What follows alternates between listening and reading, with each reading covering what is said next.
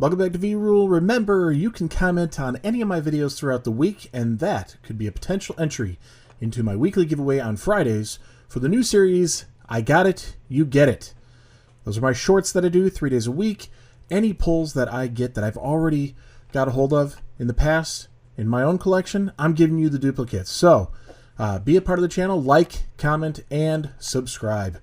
We are on to our Works of Art Wednesday. That's right. We are looking at the beautiful artworks of all the sets, working our way through it, and doing our best to stay consistent at it. It's been a lot of news lately in the past few months, so trying to get back onto it.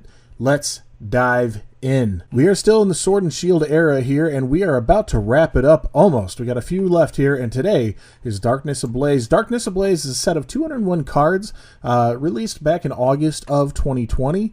We have a main series set of 189 cards and then 12 secret rares, and back at this time in the Sword and Shield era, before alternate arts, our secret rares really consisted of those full arts, the rainbows, and our gold cards. I don't even know if the full art's part of it. No, I don't think so. I think it's just the rainbows and the gold cards that are really a part of the secret rare slot on this.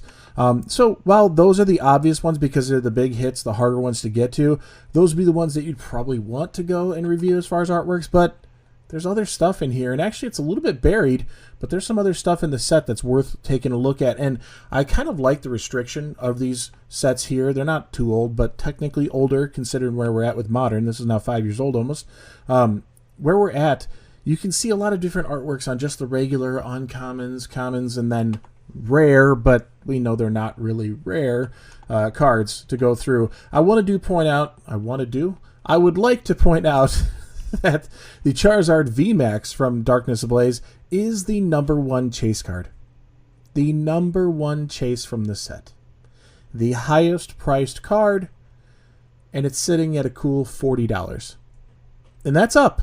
That is up because of the market skyrocketing here. In the last year, I mean, a year ago it was 25, not even 25, $24, and then about 6 months ago we were sitting around 20, and now we're up to a $30 card here. Let's see, I mean, you'd have to take a look and see what's going on here, but there's some pretty low-end ones here, heavily played, damaged, moderately played. You got to look for a near mint, so you'd have to dig a little bit. I don't know what I'm looking at with these. They seem a little bit ridiculous here. I don't know, whatever, the Chinese versions, I guess. So near mint is shown $40, which isn't bad for the chase card from a set. I'm okay with this kind of status. I know we got to get to the artworks, and this one's not part of it. I just wanted to point something out with this set since we're on it, since we're talking Darkness Ablaze. I'm okay with this kind of price point where the chase card at the current status here, the relatively near time frame of when it came out, sitting around $40, $50, you know, that seems reasonable. That seems legit for a collection like this. And then as time goes on, maybe things like nostalgia or rarity or condition can really help play a part, but it gives people who use them in the TCG a little bit more opportunity to play it without feeling like they're going to have a really high value card that's at risk of damage just playing it.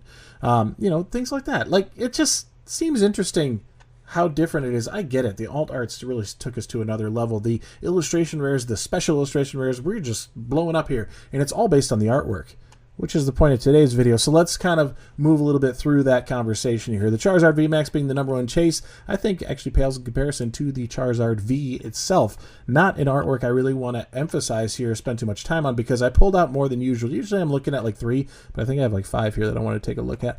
But I really love the scene here. You could tell there's some sort of like stadium battle. There's this obscure view of a crowd back there maybe, and some sort of playing surface, a field here, I don't know.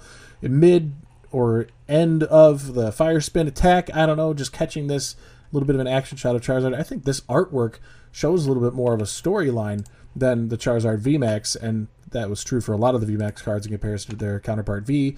But interesting there, and this bringing it down pretty inexpensive here at 6 1/4.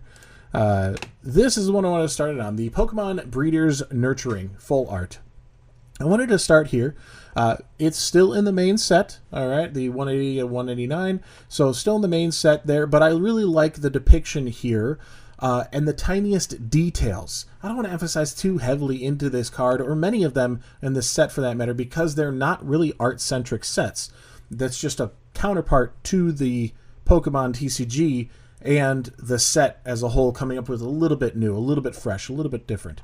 But I do want to point out some details here. The Pokemon Breeders Nurturing, just seeing this little brush here, the little tufts of wool from Daboul here. And we have, I don't remember which one this is. I don't remember the name. Anybody remember the name? I don't remember the name. Comment down below if you remember the name. I don't. my brain's fried, and there's too many Pokemon.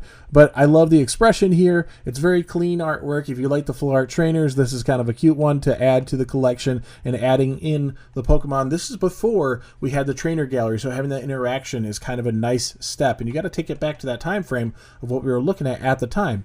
Now, knowing what we know, this seems very lackluster, very mid, and not super exciting. But it's very interesting in comparison to what other things we're doing at the time. So it makes for a really good storytelling and an interesting artwork nonetheless. And we're looking at about $2 on this card. So, I mean, we are just inexpensive. The rest of them are going to be pennies because we're talking almost nothing here. There's a Houndoom V. Again, the V over the VMAXs of these cards. I don't know if there's a VMAX for the Houndoom. I don't think there was. But the V cards always had a little bit more effort, it seemed like, behind them here. I really love this nebula cloud coming through here, is swirling here, the little bit of fire interlaced. I mean, for the artwork, the way it is, just scorching off of the frame here. He's jumping out of there. And Houndoom's pretty popular, so it all kind of works really well there. The color scheme's really nice. This one sitting around $1, you know, for a V card, which is not uncommon. This is where I want to really get into the last few artworks, the real ones, the 3 that I have set aside. Kangaskhan, for such a small, tiny little frame. I mean, we only have this little window, and this is kind of back to the basics, back to the original TCG, and what you see in every set now, right? The commons, the uncommons, and then the rares, they all give you this little window, and I think we overlook them all the time. We just breeze through, pulling them out of packs and looking for the hits, That's all we're going for. So the other 9 cards are pretty much useless unless we're in something where there's a trainer gallery, or we have the Pokeball reverse holo, or the Master Ball to hunt for now. So there's certain things that, yeah, sure, it adds a little complexity, a little bit more to it to be going for there, but there's, for the most part, you know, this version of card, and it's overlooked so quickly, but the detail here, the little mushrooms, the mushrooms coming off of this tree here, we're deep in these woods here, Kangaskhan hanging out, just a really great snapshot, really interesting, like pastel kind of colors, very faint, a little faded almost, in how the lines are blurred and everything, but it really stands out as something a little bit more than just a straightforward card of Kangaskhan there. Same thing with Corviknight. We have a background. We have some scenery. We have this wide open landscape, the mountains here, the sun coming over the top here, pouring across. We get this little bit of sun rays here and pouring over the wing there to give us a little bit more of depth and effect there. Corviknight on the shadow side here, really good depth on the dark side here to the light side of the same Pokemon here, and same coloring, but the lighting effects are being played through very nicely, and there we see just that little peak of the light and deep, really interesting shadows here, just very dramatic, letting the details go, but creating a lot of shape, and then all framed around this lake down below. Very, very cool stuff. For a simple card, I don't want to go crazy and say it's the greatest Corviknight ever. That's not the point, but it's just to take a second and appreciate the little details, the little bits that we have, because this is kind of the fun of the hobby. This is the stuff that when you're a kid you look at and you think, oh, that's really cool, that's really neat, and you don't really care too much about you might look at the rare versus the common and go, oh, the rare is really awesome. You know, I remember when I was a kid, that was the deal, you know, going for that or getting the holo. But there were plenty of your favorite Pokemon, and I don't know if Corviknight's anybody's favorite Pokemon, but your favorite Pokemon and the little artwork that comes with it every once in a while throughout the sets over the years, and it just stands out. And I think for those of you who are specific Pokemon collectors, that's probably something that draws you in, that the entirety of the card, even in their more simple forms, play a role in how you've appreciated that Pokemon over time and seen it's growing into an epic card and ending up being, you know, a little bit of a mid card or something, or very common and easy to get a hold of. And I think that's part of the journey, part of the collection journey, especially for those of you who are specifically collecting just Pokemon card. I mean, we're talking pennies on these because they're just simple rares out of Darkness Ablaze, not an overwhelmingly expensive set, but definitely has some interesting little artworks in there. Before we get into our last one to review, I wanted to remind you about this. For the 5,000 subscriber giveaway, I'm giving away an ETB. I'm also going to be giving away 5 Pokemon mystery card lots. All you got to do is be a part of the channel. I mentioned that earlier in the video because the other weekly giveaway I do on Fridays. So make sure you like, comment, and subscribe for your chance to win for the 5,000 subscriber giveaway specifically, you need to leave an additional comment on this video here. That's the one where I'm going to be pulling the winners from for the big giveaway. Let's dive back in. I know I have a lot of viewers from around the world, but for a lot of us, we are in the northern hemisphere and experiencing a little bit of a chill, a little bit of a winter, and kind of longing for the springtime and the summer to just go lay out under the shade, right? I really like this Ampharos here, and maybe it's because it brings that out, but also it's such a casual thing for a Pokemon like Ampharos. We've seen some actually pretty epic cards of Ampharos in the past with the electricity flying around and in kind of an attack mode, but just this relaxed chill under the tree, the detail in the grass here, the nice little casual leaves right underneath here of a small plant coming up to mirror the larger tree here and give some scale to us. Just all of that work in there, and you got the little sun spotting here on the tummy and on the nose and on the knees and everything, but then the shade coming through in between.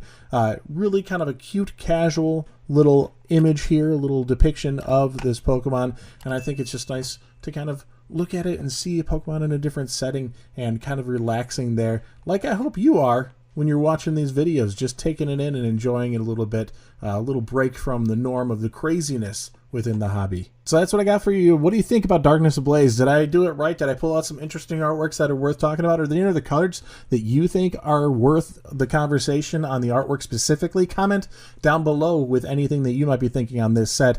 I like the fact that the chase card of this set is coming in at a cool $40. That would be nice to see a set like that again. I know it wouldn't be super well received among collectors and investors and things like that, and some of us still want to enjoy the hobby a little bit. So, I mean, I consider myself a collector and investor too, but I think it's fun to have a set here and there where the enjoyment, just for the fact that you can actually obtain the cards or they're not overly expensive, would be kind of a fun, refreshing thing to see once in a while throughout the years of the franchise, and have that come back around again, because eventually this bull run will slow down and things will shift back to being a little bit more normal, a little bit cooled off. And I hope you're able to do like the Ampharos and just chill out for a little bit. Like, comment, and subscribe. And I post 7 days a week, so I'll see you tomorrow. Peace.